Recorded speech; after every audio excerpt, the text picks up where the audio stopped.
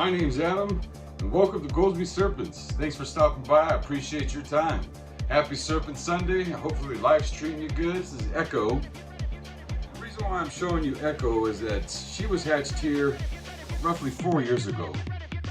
And with her, I've always wondered what she all was genetic-wise, because obviously she is a bell, and I know that the bell complex that she is lesser and Mojave, because her parents' genetics were. Her mom is a Pestave, and her dad is a GHI lesser yellow belly. So my wife wanted a bell when we first started getting into keeping the ball pythons, and I said, well, give me a few years and I'll make you one. This is the one. This is Echo. Echo, once again, is about 4 years old. She just had her first clutch, and that first clutch just came out of their eggs, and that's the reason why I'm showing you her. You're wondering what else is in her. She's GHI, pastel, yellow belly, because she's a beautiful bell. Just ghost pure white, beautiful blue eyes. She's a good looking animal. Great eater. She gave us 6 eggs, and out of those 6 eggs, 6 babies all came out, all healthy and all. And there's a picture of them.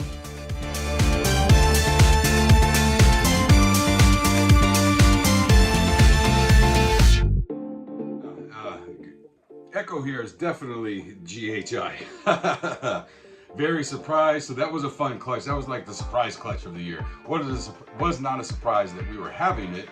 The other surprise was who the sire is, and because I did a dual sire, and the first sire is the one that took, and that was Radar. He was a Cypress Mojave, and so we got one bell. Whether that bell is Mojave or Mojave lesser, I'm not sure. But, and then as you guys saw, there's quite a few GHIs in there, and then that one lesser, I think that's possibly a Pestave, or not Pestave, excuse me, that's no lesser. So yeah, that's exciting. And then we also had clutch GSC 102025 all come out of their egg this week as well, and that's the carpet python clutch. And then check these guys out.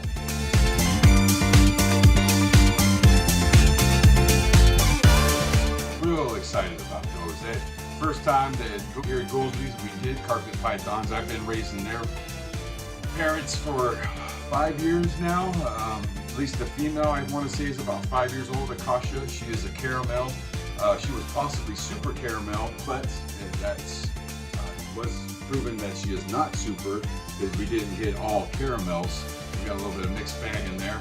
And then the sire to that was Lestat, and he is an exanthic coastal carpet. So they are coastal carpet pythons, caramel and exanthic. What I've learned is that exanthic in carpet pythons is can be seen as a het. So heterozygous can be visual with the exanthics and carpet pythons, but it's not as pretty, if you will, of colors, or not predominant of colors if you have the homozygous form of the exanthic. So caramel head exanthics, there are 2 in there that look pretty exanthic, but they don't have the silver blue eyes to them, but it's a good looking clutch. But yeah, I just wanted to introduce Echo, which she is GHI. 2 weekends ago, we got into the outside of the snake home, setting up the heat pad, the thermostat, the probe, the screen top, how to cover up the screen top with some H-back tape or aluminum foil tape, putting a lid on that and locks on that lid as well. What else did we do? We talked a little bit about temps, but for this Happy Serpent Sunday, we're going to dig inside the enclosure. So let's get Echo here put away in this GHI Mojave lesser, and we'll get into the inside of a snake home. We got substrate, we got hides, we got a cold side hide, we got a hot side hide, we got a water bowl. It's pretty easy in comparison to the outside of the enclosure sitting on the inside, but we also got temperatures we're going to talk about, humidity levels we're going to talk about. And so let's go get into. The first thing that you'll need for the inside of your snake's home is substrate. Coconut husk reptile substrate. There's different brands. This one I just got off of Amazon. The Cocoa Cuts, Reptichip, There's also cocoa blocks. Coconut is a very popular substrate. It helps keep the humidity level up in your snake's home because it does retain water. People use cypress mulch. I've never used it, so I can't speak anything about it, whether it's good or bad. Other people I've seen that say that they use it have no problems with it. Their snakes eat, their snakes shed just fine, and that's the purpose of this stuff, is to help out your snake, keep it comfortable, keep it thriving, keep it eating, keep the correct humidity levels. And this, once again, the coconut, it absorbs up quite a bit of the water. Like for example, with this block, I just cut the top off and fill it up about 70% full of water, let it soak for a bit, turn it over. Water breaks up all this coconut and all, and it just kind of like hit it on the top and it just falls apart basically. And that adds how you add water to the coconut. There's of course smaller blocks that you can purchase if you don't have a lot of animals. If this is your one snake, then you know they do sell these at your local reptile shop. A variety of sizes and variety of brands as well. Another thing you'll need for your snake's home are hides. You'll need one for the cold side. You'll need one for the hot side. Of course, a lot of the times you'll find them after they eat inside their hot side hide, digesting their food. So there you feel comfortable. They got somewhere to feel secure where they're at. They can sleep comfortably. They don't have to keep an eye out, if you will, even though they don't ever close their eyes. They don't have eyelids. This one here, I always like to put in a little extra for the animal to interact with. I wouldn't use this honestly for a hot side hide, and the reason why I mention that is that, as you see, it's, you know, the bottom's complete. You don't have an empty bottom, like for example this hide here or this hide here, to where the snake can just go into, and then it's on top of the substrate. You see, if this was on the hot side and you have a bottom to the hide, then the heat pad is cooking, has to cook through the substrate, through the hide, and then maybe you'll find your proper degree for your animal in there, but then you're cooking up your thermostat pretty high. So I don't advise these for the hot side. Cold side, no problem whatsoever, but for your hot side hide, just to save you some electricity and all that, and you're not kicking up your thermostat real high, use something that doesn't have a bottom to it. And we also need water bowls for our animal. There's various ones out there, of course. There's really expensive ways to use a water bowl. There's really inexpensive ways for a water bowl. Depending on the size of your animal, of what size of water bowl you're going to use. You know, we're talking about a 10-gallon tank to start off our baby ball python. And so something like this is going to be efficient enough. You can even go a little bit bigger depending on, you know, what size of hides you're using as well. But we'll show examples, of course, once we get into the tank. I like to use these for my babies. It's simple, it's a little bit heavy. They do kind of knock them over sometimes, but that helps out with humidity sometimes, as long as they don't continually, of course, knock them over. You know, a lot of people will use these here, is ceramic bowl. They're nice, they fit the cups really well. They don't move around a whole lot. So I got various types of these. Of course, you can always just use this as your water bowl. I like to use the deli cups because I can just take this one out, put a fresh one in, and animal has fresh water. Of course, you have your bigger water bowls for your bigger enclosures, but various sizes of bowls and various ways that you can use bowls for your water bowls for your animal.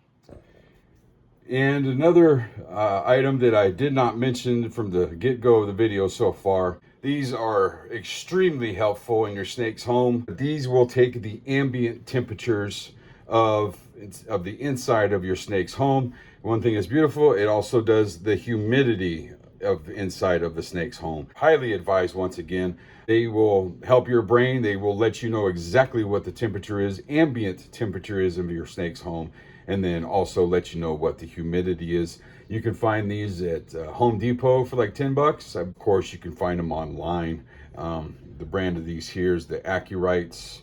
The only problem I have with them is that if the humidity does get too high, say if it gets buried underneath the substrate and whatnot, the numbers, of course, you know, moisture will mess with the digital readings and all, so you'll lose the ability to read these numbers. But for $10 and for a peaceful mind of exactly what ambient temperatures are and what exactly the humidity is in your snake's home, these are well worth the 10 bucks. And if I got to repeat another $10 spend, I will do so. But yeah, these right here, these hygrometers, once again, reading your ambient temperature and the humidity of. Side, got our tank open. As you can see, we got our heat mat here with the probe right in there as well, taped onto the bottom of the tank. We now have our substrate. This is here is just a tub here with the, I just put some in here. So let's see how much more we'll need. We'll go ahead and dump this amount in here. And I like to fill this up to where you don't see any of the bottom of the tank. About the same amount. Get a good even level all over the bottom of the snake's home. Now, one piece of advice, we know that our heat pad is over here. So my thermostat doesn't have to fight through all this substrate, and the heat pad, or I say the heat pad doesn't have to fight through all this substrate to get the degrees that we're looking for over the heat. Because what do we want here? We want 88 to 90 degrees as a heat source. So our animal doesn't have any problems digesting food. So we want in this area 88 to 90 degrees. So one thing I like to do is just thin out the substrate in that area, kind of push it to the side a bit. So once again, the heat doesn't have to fight through all that. Now I would recommend about that much throughout the size, throughout the enclosure. And then it's going to thin down, of course, over by the heat pad over here. So all throughout here, we got a good 1.5 to 2 inches of substrate. And then it thins down a bit as we get over to the heat source and all. We need a hot side hide and we need a cold side hide. For an example, I'm going to use these two hides. What I'm going to do is I'm just going to put this hide right there on the hot spot.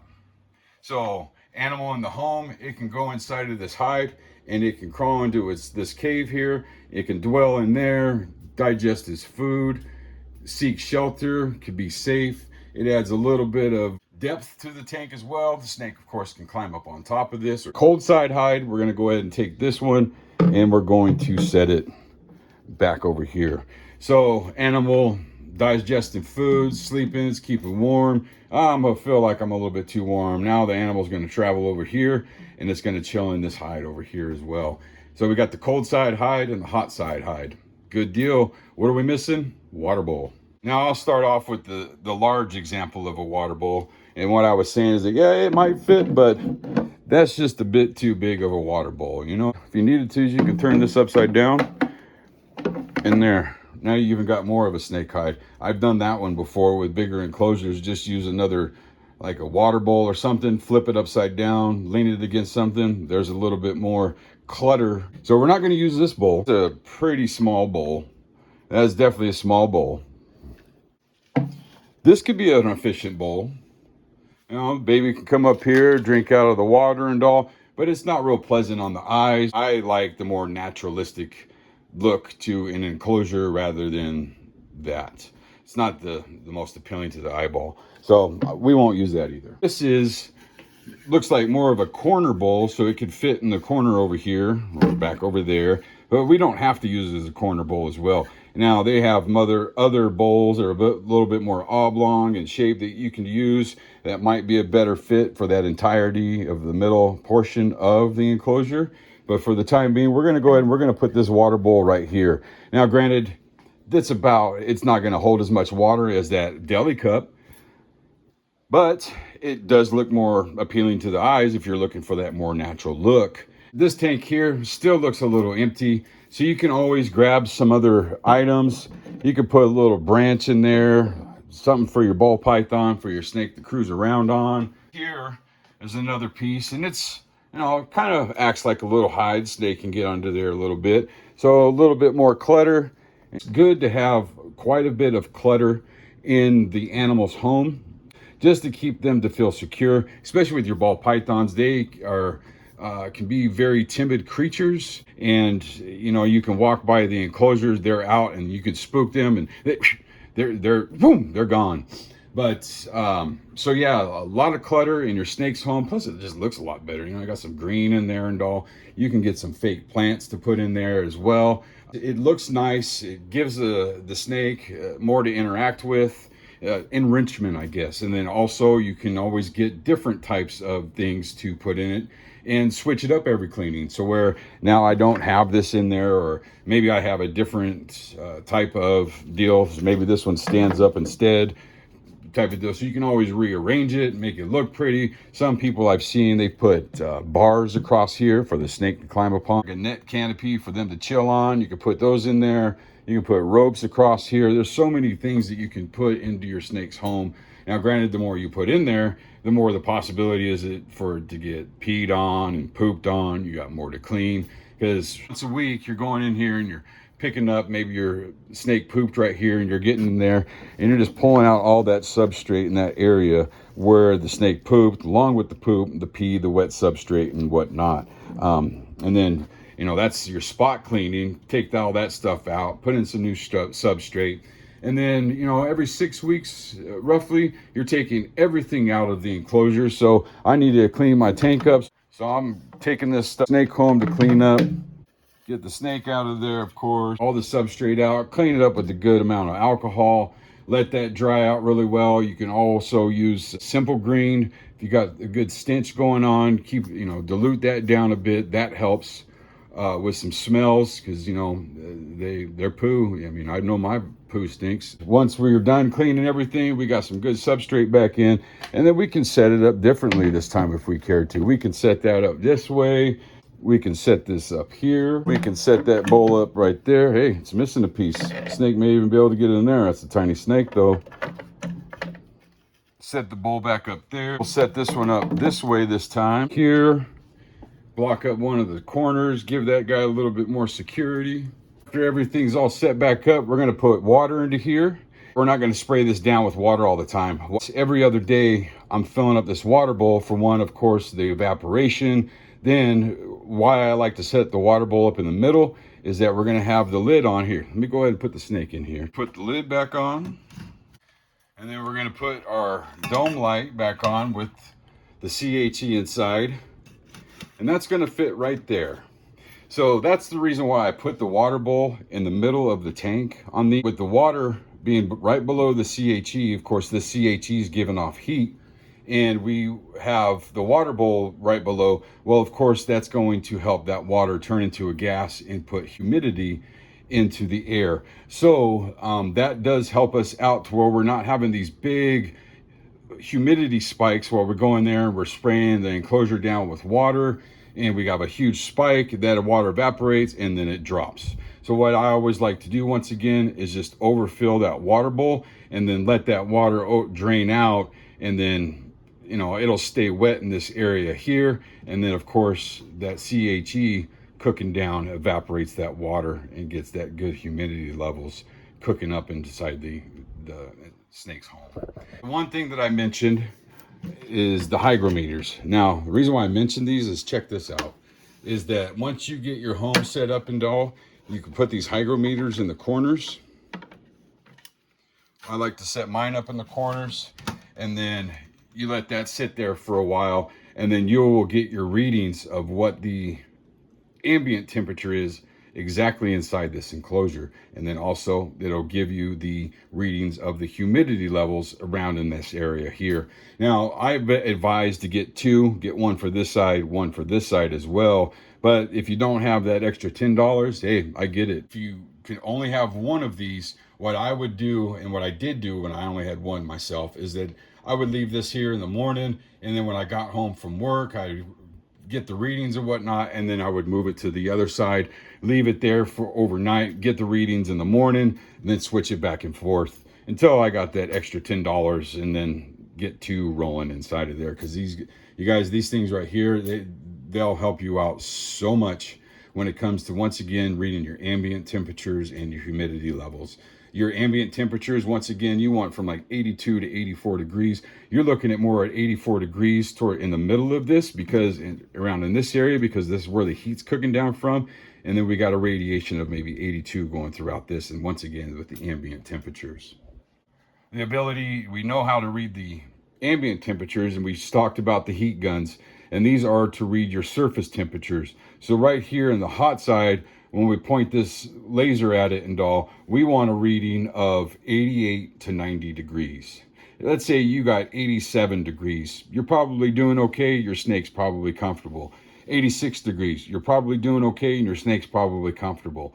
But when you gets to the point to where your snake's not eating and it's 86 degrees and your snake's probably not comfortable because it's not eating, then you may need to kick up that heat. I've had some animals sit at 86, some animals sit at 88, some animals sit at 91.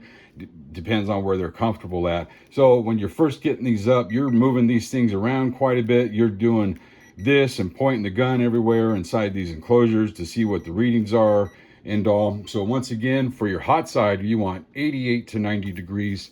And on your cold side, you're looking for 75 to 80. Mine usually sat about 73 degrees on the cold side, and I was all right with that. The animals, they weren't searching around their home all the time. And that's one thing you're going to be looking out for, is that you got your tank set up, everything's going well, the animal's been in there for a couple of weeks now. A couple of things to look out for. One is, do you see your ball python, your snake, roaming around its enclosure during the day? If you do, there might be a problem within its home. It could be the ambient temperature. It could be your surface temperatures. It could even be the humidity. So you want to get some checks on that to make sure that your levels are okay. And if not, of course, make some adjustments. I know when I first got involved with keeping my ball pythons, I felt like a helicopter parent because I was always checking temps, moving this, checking that, moving this, checking that, doing just everything.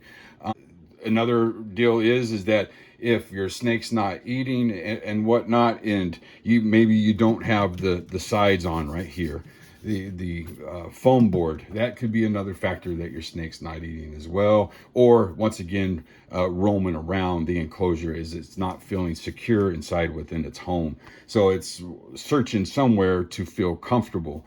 And so with that in mind, during the day, your tank's set up, you don't see a snake in sight, perfect. Majority of the time, they are not up and running around during the day. Now, granted, there's going to be some time where maybe they're moving from the hot side to the cold side. They got a little bit too warm and vice versa. Not a big deal. But if you constantly see them out running and looking for ways to get out of their homes and everything, if it's during the day, I would check out your temperatures, check out humidity. You know, they're looking for a way out. During the evening, to be expected for them to run around. Like at my house, all the snakes, I can walk in at about 11 o'clock at night and they're all roaming around. At 1 o'clock in the morning, they're roaming around. And I would have gone in there about 3 or 4 in the morning and they've been pretty mellow. And then they run around a little bit in the morning, but not a whole lot. So if you have basically an empty tank that just looks like you got some pretty rocks and pretty plants in it during the day and you don't see a snake in it, but you know there's one in there, cool. Now, unless you're just tripping like, uh-oh, did my snake get out? Then you better check. But yeah, that's the inside of the tank, you guys. It's, it's not as much as it is setting up the outside. The outside's the longest part because substrate, hides, water bowl. That's the last 3 things. Well, let's make that 4. We got hygrometers as well. And with the coconut, it retains water pretty good. And so it helps out with humidity levels. Humidity levels, 50% is low. I always like to shoot for 63 to 67. When they're in shed, of course, you can bump that up to a bit. Some say to 75. Keeping it a good consistent of 60. I never had any problems. If you're having problems with your humidity levels, maybe check out, maybe you need to add a little bit more substrate. Maybe you need to check your water, overfill your water bowl more often to get more water distributed throughout the enclosure. Once again, it's not always the best to go in there and spray because you're going to get humidity spikes and then high humidity drops. And that humidity levels going up and down like that, fluctuating, can lead to some respiratory issues with these snakes. And of course, that's what we are trying to avoid. For the ball pythons, we're trying to create Africa in here. For the retics, we're trying to create Indonesia in here. For the carpet pythons, we're trying to create Australia in here. It's tough to do sometimes, you guys, but once you get it dialed in, it is a pleasure and an honor to keep these animals. They're mysterious, they're fun. I get a kick out of them. You know, some days I open up their homes and then they just want to, seems like they want to eat me up. And then other days they're the most cutest little things. They just want to be cuddled. I know they don't want to be cuddled. I know they really don't want to eat me up. Depends on when you catch them. Sometimes you'll catch them off guard where they're asleep in here. Like say, for example, they're in their hot side. You need to clean whatever. You pop that hot side lid off. You come down like a bird with your claw of a hand and they go, leave me alone. It happens sometimes. But you guys, I appreciate you hanging out with me this weekend on Happy Serpent Sunday. Thank you very much for your time. Thank you for watching. Give it a like, give it a share, tell your buddies about it. If y'all are getting into snakes together and everything, hopefully I'm helping you out. You are more than welcome to reach out with any questions and all. And you guys have a good Happy Serpent Sunday, and we will see you next weekend. Take care.